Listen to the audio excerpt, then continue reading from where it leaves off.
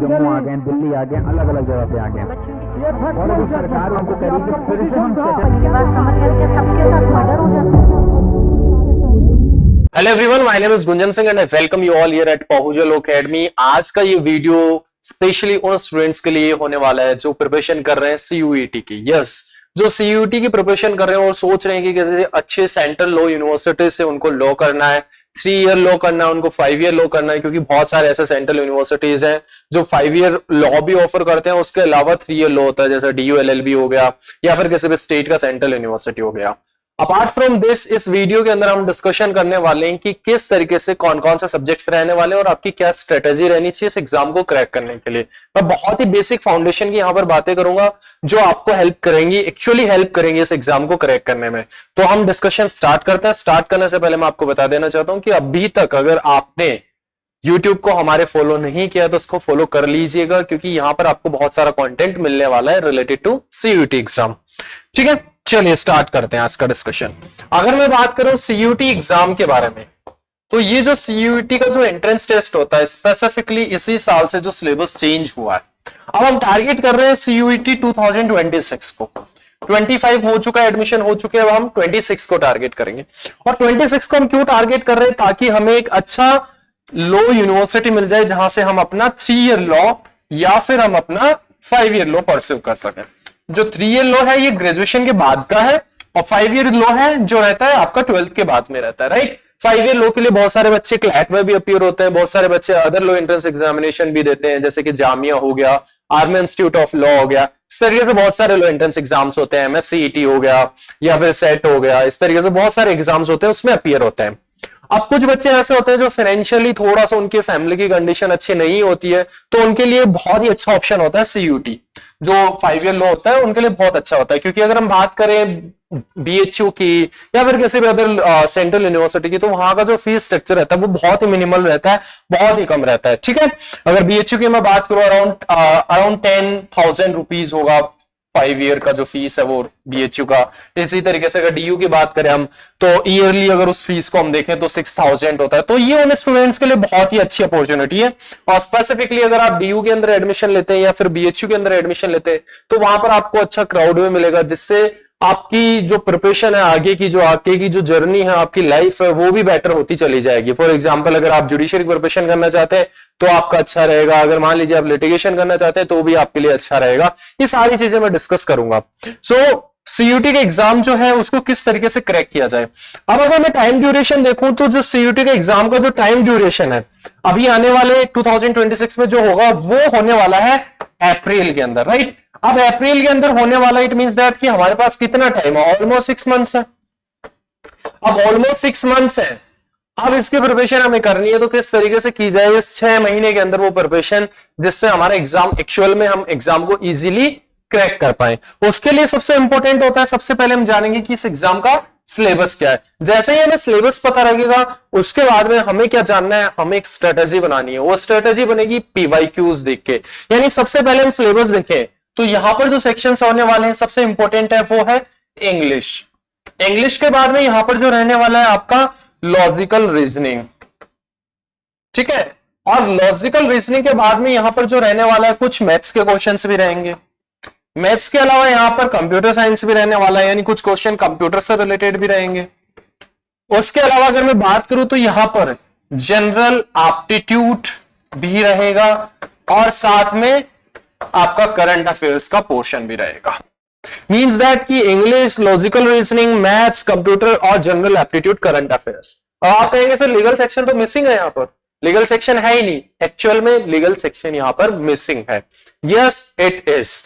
लेकिन जो ये जनरल एप्टीट्यूड है, ये जो जनरल एप्टीट्यूड वाला जो पोर्शन है, ये कवर करता है लीगल सेक्शन को। किस तरीके से कवर करता है कि ये जो लीगल सेक्शन है यहां पर, ये केवल और केवल रहने वाला है polity plus general awareness.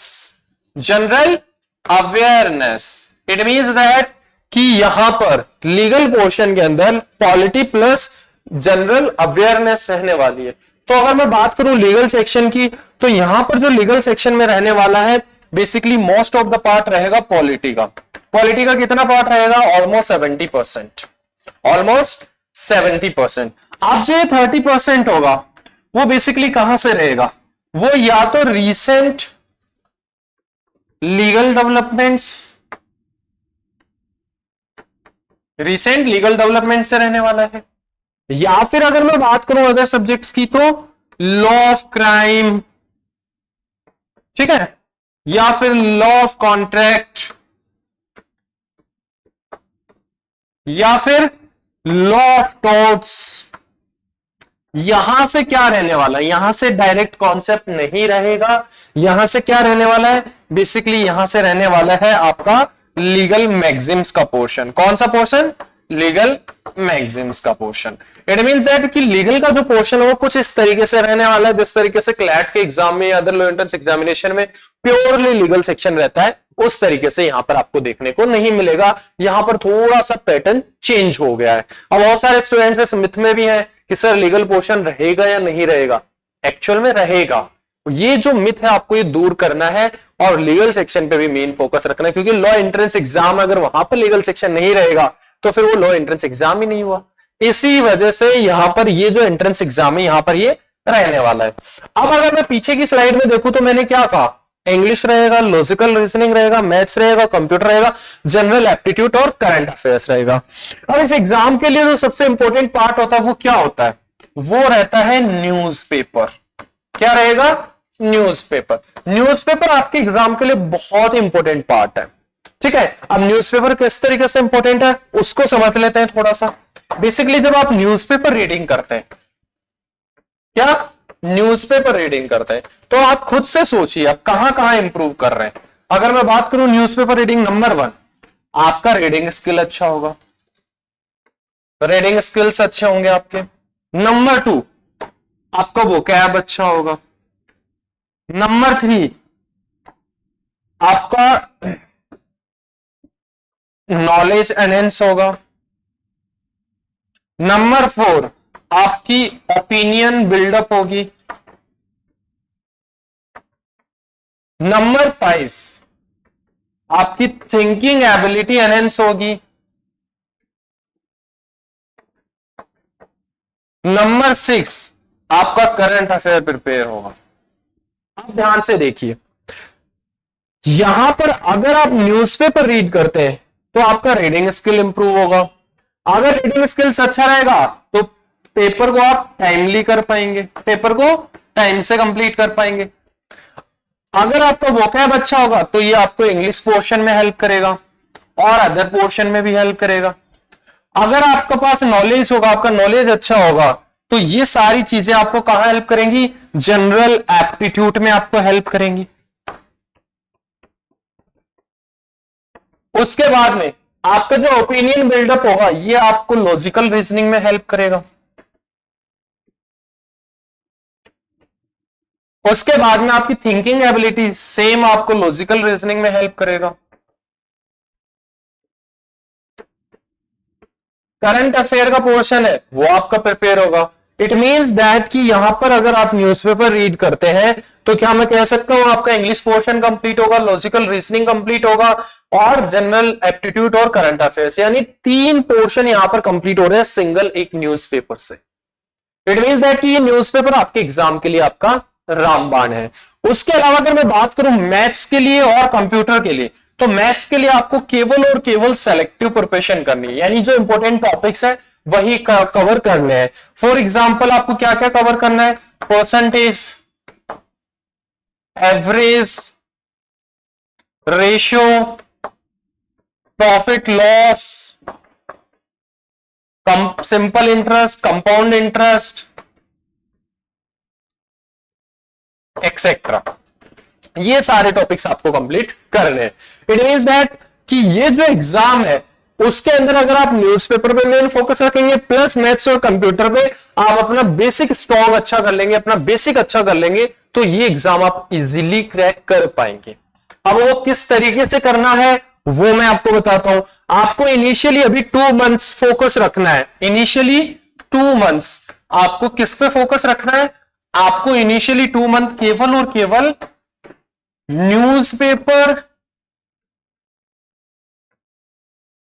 Plus classes, newspaper plus classes पे फोकस करना है। क्लासेस के अंदर आपको जो भी लेक्चर है उसको अच्छे से अटेंड करना है एंड उसके अलावा न्यूज़पेपर पे फोकस करना है। साथ में जो क्लास के अंदर आपकी वीकली टेस्ट हो रहे हैं उस पे मेन फोकस करना है, वीकली टेस्ट है उन पे मेन फोकस करना है। उसके अलावा जैसे ही 2 मंथ कंप्लीट होते हैं उसके बाद में आपके मॉक टेस्ट स्टार्ट हो जाएंगे, तो आपको मॉक टेस्ट पे फोकस करना है। इट मींस दैट कि ये जो स्ट्रेटेजी है अगर आप इसको फॉलो करेंगे तो आपका बेसिक बहुत स्ट्रांग रहेगा।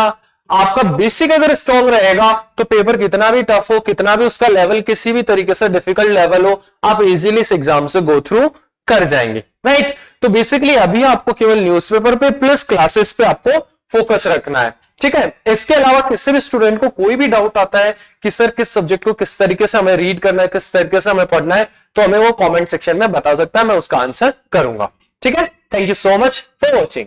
Subscribe for more content.